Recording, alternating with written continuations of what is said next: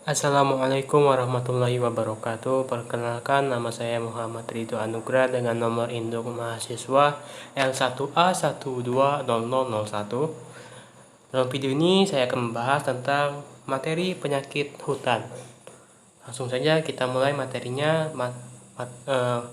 Mata kuliah ini diampu oleh Richard R.P. Napitupulu S.Food S.C. Langsung saja kita memulai materi awalnya. Pengertian hutan. Hutan adalah kumpulan pepohonan yang membentuk ekosistem tempat berlindung flora dan fauna liar. Kumpulan pepohonan tempat manusia hidup tergantung kepada kebutuhan hidup, terutama kayu. Hutan adalah unit ekosistem pepohonan penghasil kayu. Pengertian penyakit hutan. Ilmu penyakit hutan mempelajari kerusakan pada tanaman-tanaman penyusun hutan dan upaya pengelolaannya dari segi ilmu dan seni. Penyakit hutan sebagai ilmu pengetahuan yaitu mempelajari proses dan sifat-sifat kerusakan hutan sehingga meningkatkan pengetahuan tentang penyakit hutan. Penyakit hutan sebagai seni atau manajemen yaitu memodifikasi prinsip-prinsip dasar pencegahan dan manajemen kerusakan hutan melalui pengembangan metode, peralatan, dan material pengendalian. Alasan tumbuhan hutan perlu diperhatikan. 1. Penyusun terbesar lingkungan bumi. 2. Secara langsung atau tidak langsung merupakan penyusun kebutuhan bagi manusia dan hewan. 3. Tanaman hutan merupakan organisme tingkat tinggi yang dapat mengubah energi matahari menjadi energi kimia yang dapat digunakan dan dapat disimpan. 4. Tumbuh dan memberikan hasil dengan baik selama tersedia cukup nutrisi dan lingkungan pada kisaran normal. 5. Dapat menderita sakit dan mengurangi kebutuhan manusia. Penyebab kerusakan hutan ada dua, yaitu faktor biotik dan abiotik. Faktor biotik, patogen, hama, dan gulma. Faktor abiotik, yaitu lingkungan fisik ekstrim dan lingkungan kimia.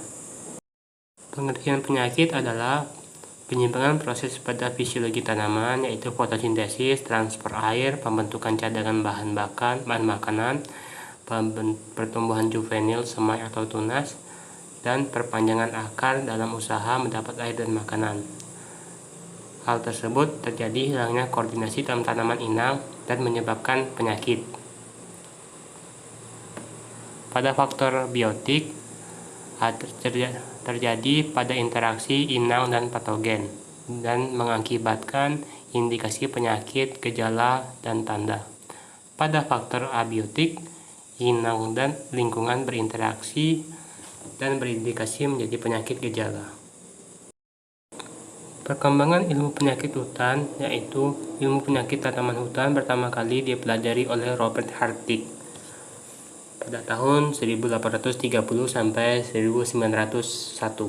Orang Jerman mempelajari hubungan antara fungi, jamur cendawan dengan kayu lapuk dan badan buah yang berbentuk pada batang tanaman hutan. Di Kanada baru tahun 1908 sampai 1925 oleh John Dirness dan ahli-ahli lain mengumpulkan dan mengidentifikasi organisme penyebab penyakit di hutan Ontario dan Quebec. Perkembangan ilmu penyakit hutan. Akibat Perang Dunia dan perkembangan pasar dunia, organisme penyebab penyakit menyebar kemana-mana yang mengakibatkan kerusakan hutan di tempat penyebarannya. Penyakit Dutch elm dan Elnus black di Amerika Utara dan Eropa. Blisterlus, yaitu cacar pada daun pinus di Amerika Utara, menyebar secara besar-besaran ke benua lainnya dan merusak tanaman-tanaman hutan di tempat baru. Perkembangan ilmu penyakit hutan di Indonesia dikelompokkan menjadi 3 periode, yaitu periode sebelum tahun 1960, periode tahun 1960 sampai 1980, dan periode setelah 1980. Periode tahun 1960 yaitu gagasan mempelajari ilmu penyakit tanaman hutan di Indonesia dicetuskan pertama kali oleh Profesor Dr. Insinyur Thoyyib Hadi Wijaya pada saat menjabat Dekan Fakultas Pertanian di Bogor di lingkup Universitas Indonesia. Hutan yang utama diusahakan adalah hutan tanaman jati. Hutan kedua mengusahakan tanaman damar. Utusam, kesambi, sonokeling, mahoni, sengon, puspa, akasia mangium. Periode sebelum tahun 1960, penyakit tanaman yang menarik perhatian pada periode ini adalah penyakit karat pada damar, lapuk, kayu teras, dan penyakit kecambah bening dan bibit yang disebabkan oleh Psyllium spp, Pitheria spp, Rhizoctonia salani, dan Fusarium spp. Pada tahun 1960 sampai 1980, penyakit layu yang diduga disebabkan oleh Pseudomonas solanacearum diketahui merusak pertanaman jati berumur setahun sekitar 30% di Purwakarta, Jawa Barat. Pada tahun 1967, lapuk kayu teras banyak dijumpai pada tanaman yang masih tegak di hutan. Pada tahun 1972, pengamatan dan penelitian penyakit hutan periode 1960 sampai 1970 dilaporkan pada Simposium Regional Asia Tenggara Penyakit Tumbuhan di Daerah Tropis di Yogyakarta. Periode tahun 1960 sampai 1980, yaitu penelitian penyakit hutan masih terbatas pada penyakit semai atau bibit di rumah kaca. Ectomycorrhiza dipelajari dari segi bagaimana lingkungannya, tipe tanah, dan pemupukan yang berpengaruh terhadap perkembangannya. Pada tahun 1976, penyakit hutan telah dilaporkan pada simposium yang membicarakan masalah hama penyakit hutan di Asia Tenggara di Biotrop Bogor. Periode setelah 1980, pada tahun 1980, patologi hutan, ilmu penyakit hutan mulai dikembangkan di Fakultas Kehutanan Universitas Gadjah Mada. Setelah tahun 1984, penyakit hutan boleh dikatakan telah mendapat perhatian tersendiri seiring dengan banyaknya hutan tanaman industri yang berkembang di Indonesia. Dari mana timbulnya penyakit tergantung konsep yang dianut, yaitu ada 3. 1. Konsep segitiga, 2. Konsep segi 4, dan 3. Konsep segi 4. Konsep segitiga penyakit. Penyakit akan timbul jika terjadi interaksi antara tumbuhan yang rentan dengan pengganggu yang ganas dalam kondisi lingkungan yang mendukung interaksi. Lingkungan yang mendukung interaksi merupakan lingkungan yang menekan kehidupan tanaman tetapi mendukung untuk kehidupan patogen. Kekuatan masing-masing unsur dalam skema segitiga penyakit tanaman diwakili oleh panjang sisi bangunan ke arah unsur lainnya. Jika ketiga unsur dalam konsep segitiga penyakit tersebut dapat diukur, maka luas segitiga akan dapat dihitung juga. Analogi, jika ketiga unsur timbul penyakit dapat diukur, maka berat ringan penyakit juga dapat diukur untuk digunakan sebagai rambu batas pelaksanaan pengendalian penyakit. Konsep segi 4 penyakit. Penyakit akan timbul jika terjadi interaksi antara tumbuhan yang rentan dengan patogen yang ganas dalam kondisi lingkungan yang mendukung interaksi akibat campur tangan manusia. Kekuatan masing-masing unsur dalam skema segi 4 penyakit tanaman diwakili oleh panjang sisi bangunan ke arah unsur lainnya. Jika keempat unsur dalam konsep segi 4 penyakit tersebut dapat diukur, maka luas segi 4 akan dapat dihitung juga. Analogi, jika tempat unsur timbulnya penyakit dapat diukur, maka berat ringannya penyakit juga dapat diukur untuk digunakan sebagai batas pengendalian penyakit. Konsep piramida penyakit. Pada konsep piramida penyakit menyatakan bahwa penyakit akan menjadi berkembang dan mungkin mewabah jika tanaman rentan berinteraksi dengan patogen virulen dan dalam lingkungan yang menguntungkan perkembangan pengganggu karena adanya tindakan manusia yang semuanya berlangsung dalam waktu yang cukup lama. Kekuatan masing-masing unsur dalam skema piramida penyakit tanaman diwakili oleh sisi luas bangunan ke arah unsur lainnya. Jika kelima unsur konsep piramida penyakit tersebut dapat diukur, maka volume piramida akan dapat dihitung pula. Analogi, jika kelima unsur timbulnya penyakit dapat diukur, maka berat ringannya penyakit juga dapat diukur untuk menggunakan sebagai rambu batas pelaksanaan pengendalian penyakit. Pada konsep Pilmi, P sebagai patogen, tanaman inang, lingkungan, campur tangan manusia, dan waktu interaksi. Jika dirinci, konsep ini ada dua macam, yaitu konsep pada ekosistem hutan yang tanpa campur tangan manusia dan ekosistem hutan industri yang di dalamnya terdapat campur tangan manusia. Oleh karena itu, dua konsep lima tersebut dapat berupa limas segitiga retardon atau limas segitiga 4. Biasanya kita sebut piramida. Penyakit menjadi berkembang apabila 1. Kerentanan terhadap inang meningkat atau ketahanan terhadap tanaman menurun. 2. Virulensi keganasan patogen meningkat. 3. Kondisi lingkungan mendekati tingkat optimum dari yang dibutuhkan patogen. 4. Kondisi lingkungan mendekati titik kritis dari yang dibutuhkan tanaman. 5. Meningkatnya campur tangan manusia yang mengakibatkan berubahnya keseimbangan ekosistem hutan. 6. Rentang waktu yang menguntungkan interaksi inang patogen berlangsung cukup lama atau 1-4. Pengendalian penyakit tanaman dalam konsep piramida penyakit mempunyai 5 sasaran pokok yang dapat dikendalikan, yaitu tanaman, 2 pengganggu, 3 lingkungan, 4 manusia, 5 waktu. Contoh pengendalian menggunakan sasaran waktu: 1. Menahan tanaman masa rentannya sebentar. 2. Menanam tanaman pada waktu pengganggu sedang tidak ganas. Perubahan tanaman sakit. Gejala penyakit tumbuhan. Gejala adalah perubahan atau ketidaknormalan yang ditunjukkan suatu tanaman sakit. Ada 3 tipe, yaitu tipe nekrotik, yaitu tipe gejala yang disebabkan karena adanya kerusakan pada sel atau kerusakan bagian sel atau matinya sel. 2. Tipe hipoplastik, yaitu tipe gejala yang disebabkan karena adanya hambatan atau terhentinya pertumbuhan sel atau bagian sel. 3. Tipe hyperplastik, yaitu tipe gejala yang disebabkan karena adanya pertumbuhan sel atau bagian sel yang melebihi daripada tumbuhan yang biasa. Gejala hyperplastik dan hipoplastik diderita oleh tanaman-tanaman yang masih hidup di lahan. Gejala nekrotik dapat diderita oleh tanaman yang masih hidup di lahan maupun pasca panen. Gejala nekrotik yaitu bercak nekrose, sekumpulan sel pada jaringan tertentu mati. Gejala tipe nekrotik klorosis, perubahan warna atau rusaknya kloroplas. Dumping off, mati muda karena pembusukan pada pangkal batang dan berlangsung relatif sangat cepat. Pre-emergent dumping off, pembusukan sebelum kecambah muncul di atas permukaan tanah. Dan post-emergent dumping off, pembusukan terjadi setelah semai muncul di atas permukaan tanah. Busuk atau rot, bercak pada jaringan tebal. Busuk basah jika berair, dan busuk kering yaitu dry rot.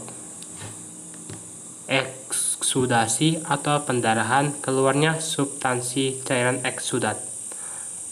Gumosis jika yang keluar berupa blendo atau goem. Laksedosis jika yang keluar berupa lateks atau getah. Resinosis jika yang keluar merupakan resin, damar. Kanker, kematian jaringan kulit tumbuhan yang berkayu.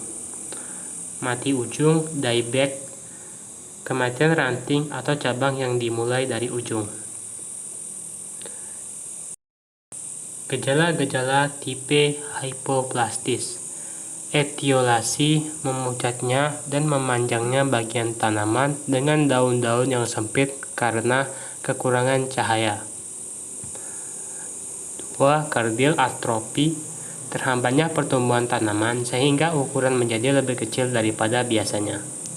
Perubahan simetri, hambatan pertumbuhan yang terjadi pada bagian atau sisi tertentu yang tidak disertai dengan hambatan pada sisi lainnya sehingga menyebabkan terjadinya penyimpangan bentuk.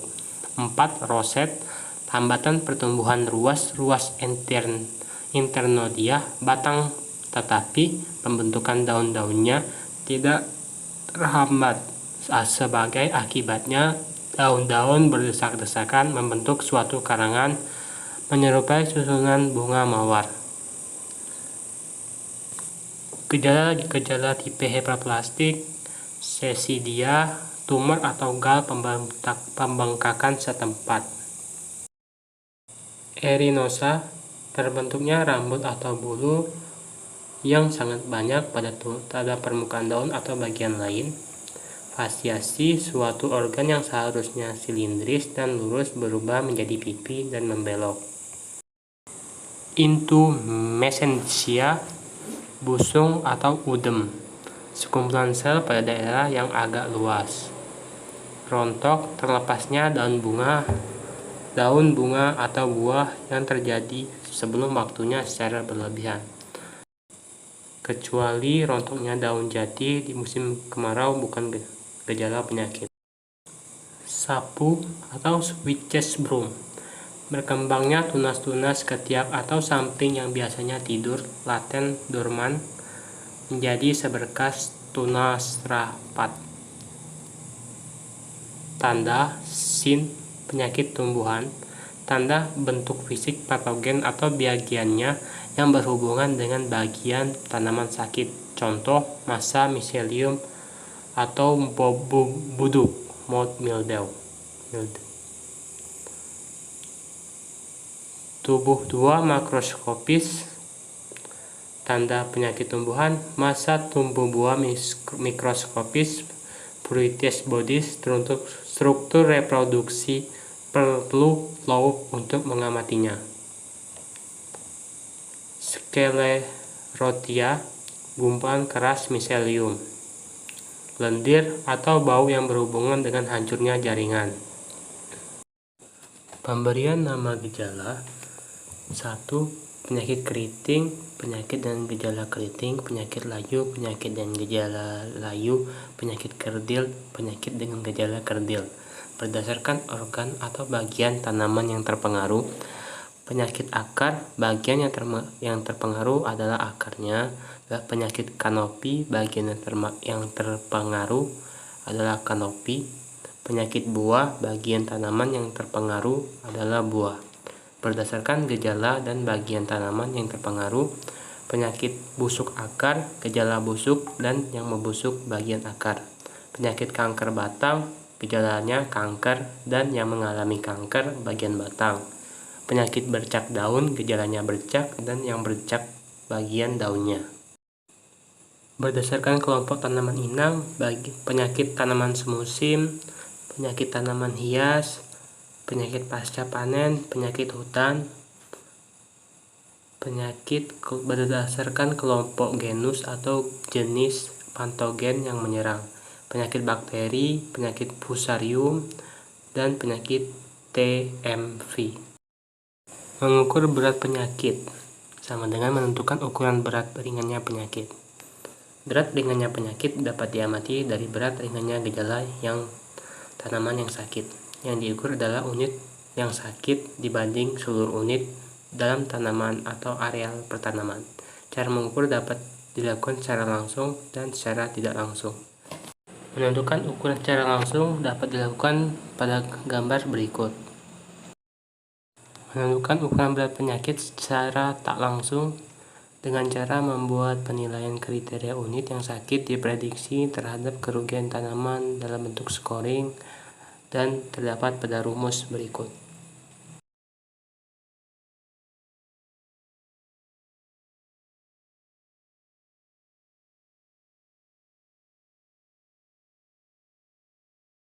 Tanaman-tanaman yang sakit dapat diakibatkan oleh serangan patogen, agen biotik atau organisme parasit, misalnya tumbuhan parasit, fungi, bakteri, dan virus. Contoh penyakit biotik. Kondisi lingkungan fisik dan kimia agen biotik yang tidak mendukung kehidupan tanaman, misalnya suhu, kelembapan, sinar, curah hujan, angin, dan unsur hara polutan, merupakan pengertian dari penyakit abiotik. Macam-macam istilah ketahanan tumbuhan. 1. Rentan, artinya tidak mempunyai kemampuan untuk menahan pengaruh yang merusak. 2. Peka, sensitif, mudah sakit, artinya hanya mempunyai kemampuan yang sangat kecil untuk menahan pengaruh yang merusak. Toleran, mempunyai kemampuan untuk menahan pengaruh sampai dengan tingkat tertentu saja. 4. Tahan, mempunyai kemampuan besar untuk menahan pengaruh yang merusak. Imun, kebal, atau tidak dapat sakit, mempunyai kemampuan yang selalu menang dalam menahan pengaruh yang merusak. Macam-macam istilah asosiasi dan interaksi antar organisme yaitu parasitisme, suatu asosiasi di antara organisme hidup yang berbeda secara taksonomi. Antagonisme, suatu asosiasi di antara organisme yang hidup bebas dan tidak pernah terjadi kontak fisik, tetapi dapat menyebabkan kerusakan atau penderitaan kepada organisme lainnya. Hyperparasitisme, asosiasi di antara organisme yang berada dalam kontak fisik dan mengambil nutrien secara absorpsi dari organisme parasit lainnya. Macam-macam istilah interaksi mikroorganisme dengan tumbuhan. 1. Inokulasi penularan. 2. Penetrasi, proses masuknya patogen ke dalam sel. 2. Infeksi, menetapnya patogen di dalam tubuh inang. 4. Invasi, meluas atau menyebarnya patogen dari satu sel ke jaringan ke sel di sekitarnya.